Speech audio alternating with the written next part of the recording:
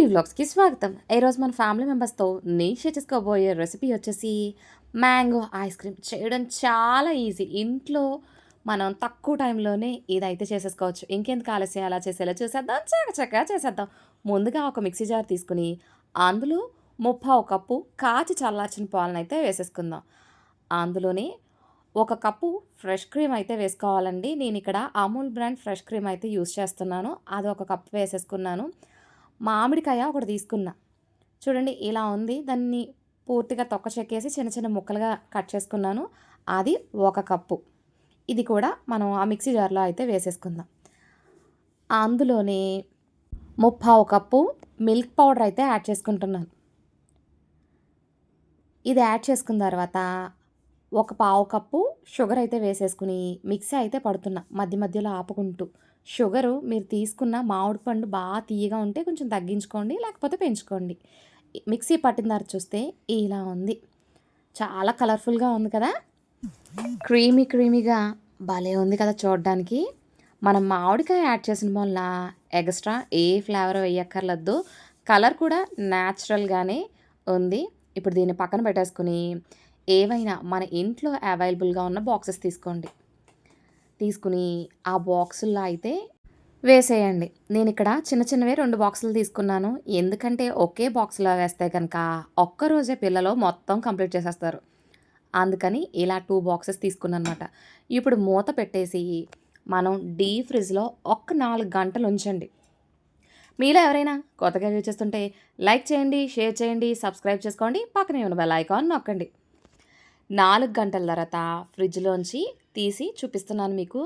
చాలా క్రీమీగా బయట కొన్న ఐస్ క్రీము ఎలా ఉంటుందో ఇంచుమించు ఆ కన్సిస్టెన్సీ అయితే మనకిప్పుడు వచ్చేసింది.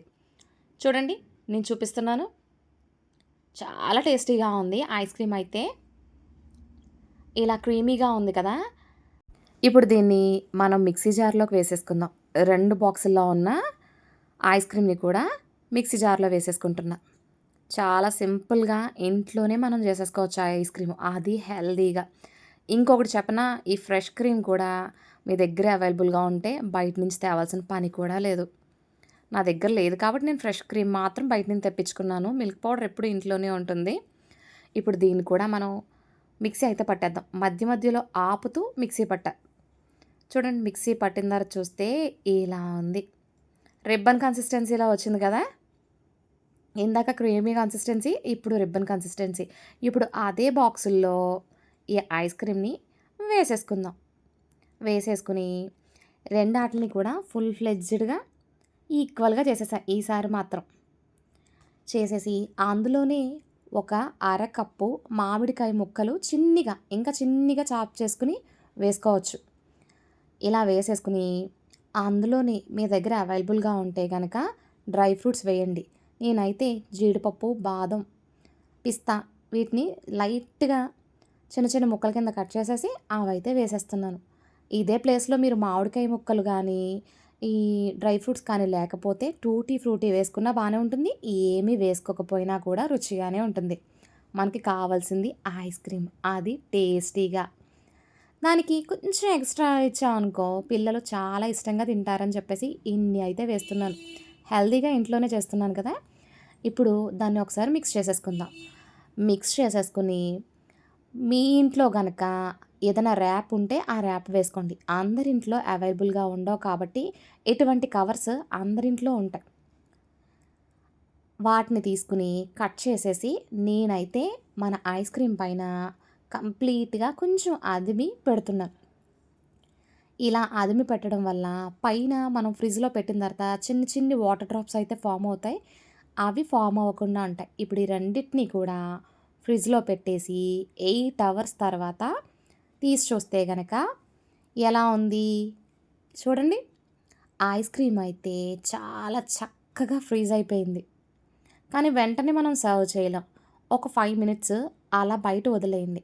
అప్పుడు సాఫ్ట్‌గా అవుతుంది ఐస్ క్రీమ్ అయితే. అప్పుడు మనం డీమోల్డ్ చేసుకోవడం కూడా చాలా ఈజీ. చూడండి ఇలా డీమోల్డ్ చేసేసిన తర్వాత హ్యాపీగా మీకు నచ్చినట్టు సర్వ్ చేసుకోవచ్చు. కొంచెం హార్డ్‌గానే ఉంది ఇప్పుడైతేని. ఇంకా మెల్ట్ అవ్వాలి అని అనుకోక్కర్లేదండి. నేను ఒకటి 2 పీసెస్ కట్ చేసేటప్పటికి ఈ ఎండ వేడికి ఆటోమేటిక్‌గా ఈజీగా అయితే పీసెస్ అయిపోయినాయి. చూడండి దానిపైన పిస్తా వేసి అయితే చూపిస్తున్నాను. ఎంత బావుందో క్రీమీగా.